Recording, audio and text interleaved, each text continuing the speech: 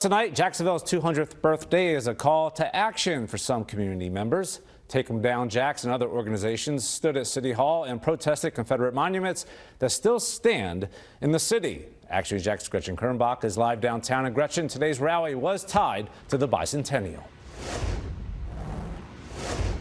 Protesters here today on the steps of City Hall believe the last 200 years is not something to quite celebrate. Right here on the steps behind me, they chanted and they held signs calling for an end to white supremacy and begging city leaders to finally take down the rest of the Confederate monuments in Jacks.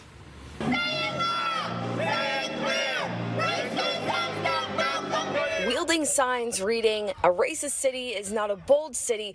Among others, community members would Take 'em Down Jacks and other organizations stood tall and loud on the steps of City Hall. Their message: we want the city to take a stand. We want the city to remove Confederate monuments.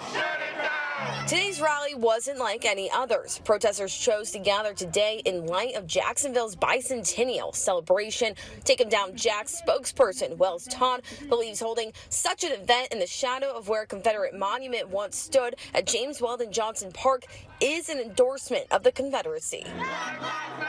They're still endorsing what these statues were put up to represent, and that is the philosophy of white supremacy. A column of that statue still stands in the park, along with the Women of the Southern Confederacy Monument in Springfield Park, where it has stood since 1915. A bystander in the crowd at James Weldon Johnson Park says history should not be erased. You can't deny or change history by simply changing a name and removing a statue. It doesn't change the past. It doesn't change what was done. In late May, City Council rejected a proposed straw ballot on the future of the Confederate monuments in Jacksonville. And the rally also touched on issues like the housing crisis and the fight for LGBTQ rights. For local coverage, Jean Callan reporting live in downtown Jacksonville, I'm Gretchen Kernbach, Action News Jacks.